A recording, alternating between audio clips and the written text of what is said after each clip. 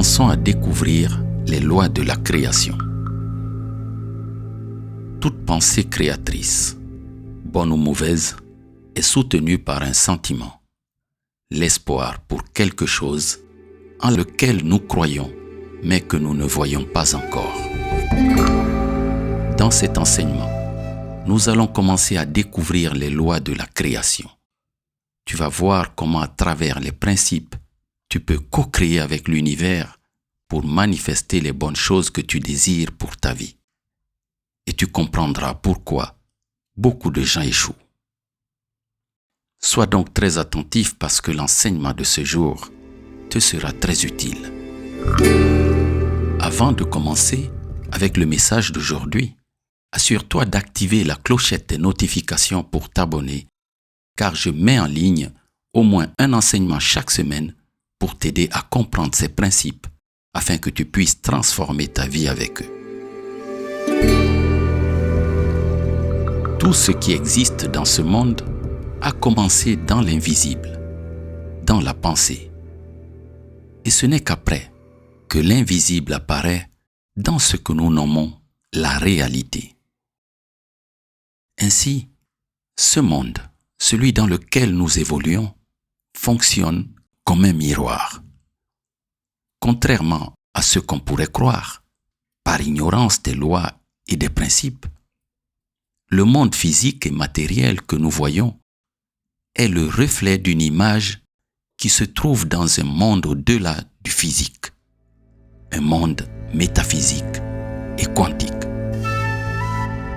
De fait, si nous voulons vraiment changer et transformer nos conditions de vie, nous devons commencer par construire une bonne image à l'intérieur de nous et le reflet extérieur suivra. Les principes sont universels et sont infaillibles. Ce sont les gens qui les utilisent mal parce qu'ils ne les comprennent pas ou parce qu'ils n'y croient pas. Le passage de la pensée créatrice à la manifestation est soutenu par un sentiment d'espoir pour quelque chose en lequel nous croyons, mais que nous ne voyons pas encore. Cet espoir ne peut déboucher sur l'action sans une profonde et ferme conviction.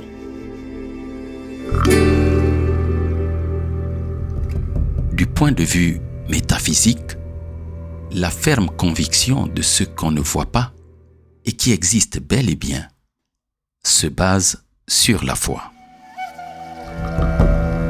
L'air renferme une molécule qui ne se voit pas. Et pourtant, si on prive le corps physique de cette molécule, il meurt dans les minutes qui suivent. Cette molécule, c'est l'oxygène.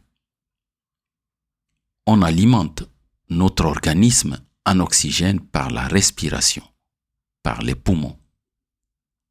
Il y a beaucoup de phénomènes, de choses ou d'expériences qui existent. Nous les vivons ou nous les voyons, mais nous sommes incapables de donner une explication.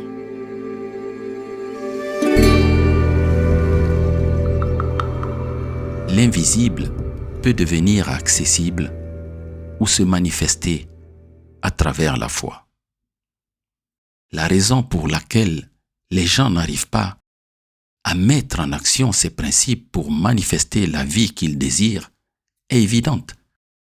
Les gens ont perdu foi dans ce qui ne se voit pas. Cher ami, j'aimerais que tu comprennes qu'à un certain niveau de conscience, notre propre conscience nous met face à une évidence. Nous sommes ici pour vivre une expérience d'amélioration continue. À cet effet, l'univers nous a envoyé de grands maîtres pour nous éclairer. Et lorsqu'on étudie leurs enseignements, on y trouve toujours la pureté, la beauté et la bonté qui émanent de la conscience suprême, de la conscience universelle. Et quand on s'imprègne de toute la quintessence de ces enseignements, il ne peut y avoir de conflit, ni en nous, ni entre les enseignements des maîtres. Car le conflit vient de l'ego, tandis que la paix et l'unité proviennent de la conscience suprême pour mieux nous édifier et nous aider à mieux vivre notre expérience terrestre.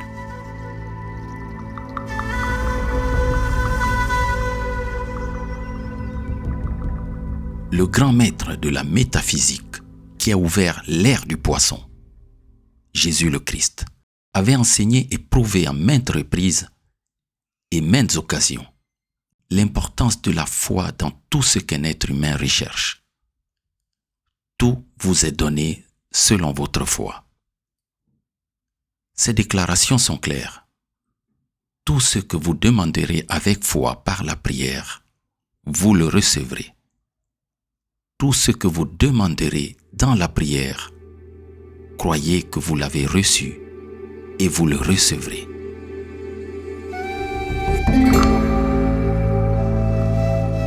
Sans la foi, tu ne peux relier l'invisible au visible. Tu ne peux connecter ta conscience à la supraconscience. Tu ne peux rien manifester de nouveau dans ta vie. Tu te contenteras de reproduire ce qui est prouvé et qui existe déjà. Et faute d'imagination, d'inspiration et de créativité, tu resteras soumis aux obstacles. La foi est un puissant canal pour manifester. La foi est un canal qui permet de surmonter les impasses de la vie, disent les bouddhistes. Demandez et l'on vous donnera. Cherchez et vous trouverez. Frappez et l'on vous ouvrira. Car quiconque demande, reçoit. Celui qui cherche, trouve. Et l'on ouvre à celui qui frappe. A dit le Christ.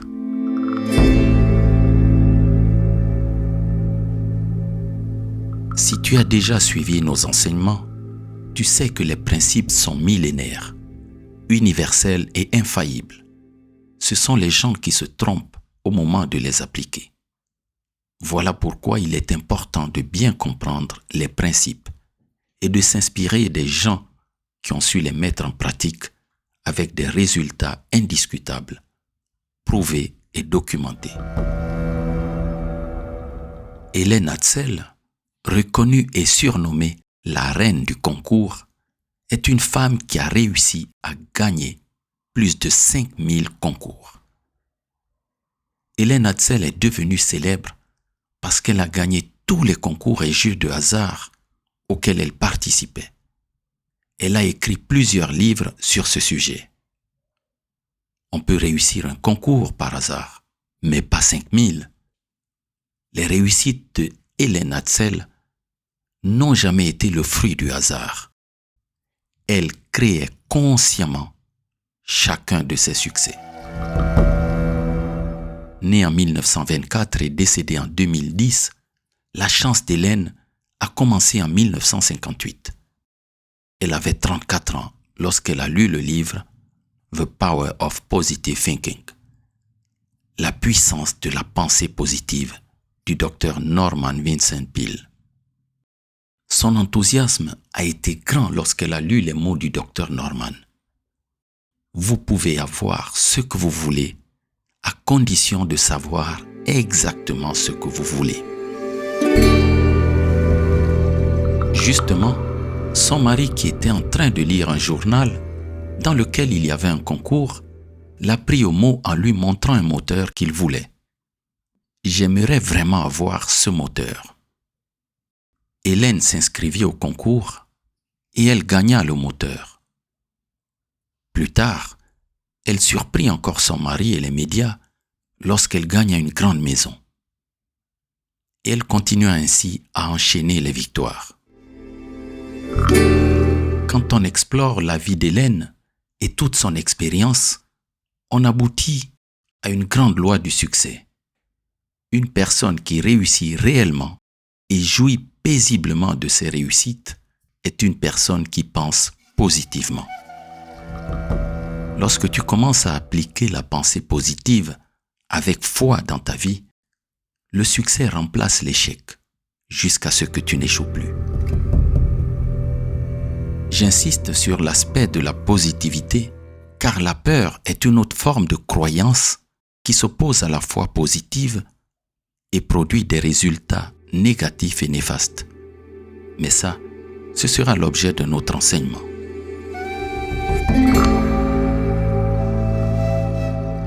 Pour certaines personnes, le succès est dans leur recherche de l'amour. C'est leur principal objectif. Pour d'autres, c'est la recherche de la santé et des alternatives pour améliorer leur corps. Tandis que pour d'autres encore, c'est le désir de la gloire et de la fortune. Ils rêvent de devenir célèbres. Ils veulent posséder de grands biens matériels, des maisons, des voitures et de l'argent. Ces personnes savent au moins ce qu'elles cherchent. Ne sors pas de ta maison sans être conscient de ce que tu vas faire. Et n'y rentre pas sans être conscient de ce que tu as fait, avait dit au VIe siècle avant Jésus-Christ Cléobule de Lindos, un philosophe et politique considéré comme l'un des 7 sages de la Grèce antique.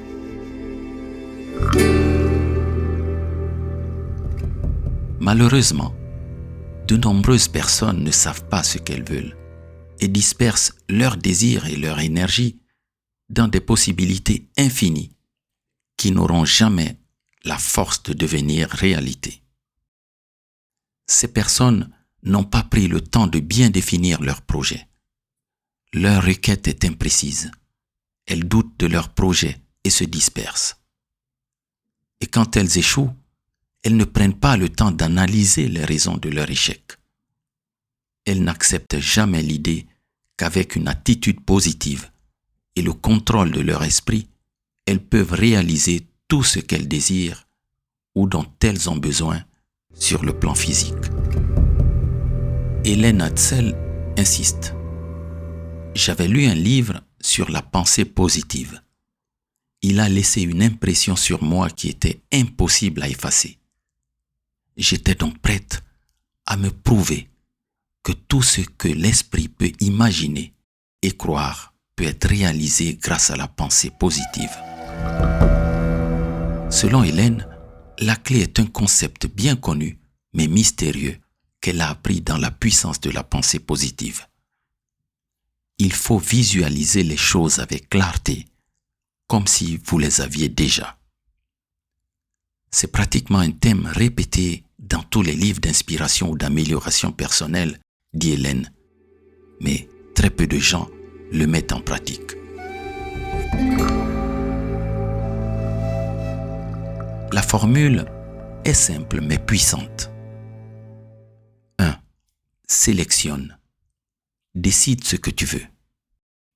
2. Projette. Vois ce que tu veux comme quelque chose qui s'est déjà produit. 3. Attends. Crois que ce que tu veux est déjà à toi. 4. Reçois-le. On peut résumer cette formule par l'anagramme SPAR, S-P-A-R. Sélectionne, projette, attend et reçoit. Voici comment Hélène a appliqué cette formule pour réussir tous les concours auxquels elle participait. Et comment tu peux, toi aussi, la pratiquer concrètement. Étape 1. Fixe-toi un objectif. Si tu sais ce que tu veux, tu peux l'avoir. Tu dois avoir les idées claires avant de participer à des concours, car il y a parfois des idées fausses sur le pourquoi et le comment de la victoire. Il n'y a pas d'échec. Il y a juste un retard dans les résultats. Étape 2. La conviction et la foi. Une fois que tu t'es décidé, il faut garder le cap. Ne laisse pas le doute te dévier de ton objectif. Le doute annule la foi, les bonnes énergies et tous les bons courants, forts, puissants et positifs. Étape 3. La persévérance. Tu dois incorporer ton idée dans ton subconscient. Par tes pensées, tu dois te convaincre que tu peux réaliser quelque chose en le répétant encore et encore jusqu'à ce que tu l'incorpores dans ton subconscient. C'est ainsi qu'il faut procéder. Bien que cela prenne parfois plus de temps, j'ai constaté, dit Hélène, qu'une fois qu'on l'a fait, c'est une méthode très efficace et fructueuse. Tout vient à celui qui l'attend. Et comme le dit si bien Rumi, un mystique persan qui a profondément influencé le soufisme, cet univers n'est pas à l'extérieur de vous. Regardez à l'intérieur de vous-même. Tout ce que vous voulez, vous l'êtes déjà. Tout ce que vous cherchez, vous cherche. Si ce message t'a inspiré dans ton amélioration personnelle, à ton tour, partage-le généreusement avec les gens que tu veux aider. N'oublie pas, en faisant le bien autour de nous, nous faisons du bien à nous-mêmes. Que celui qui renouvelle les mondes à chaque instant soit toujours la source inépuisable de ton inspiration. C'était ton ami Josébert sur Fédéralitude de la communauté.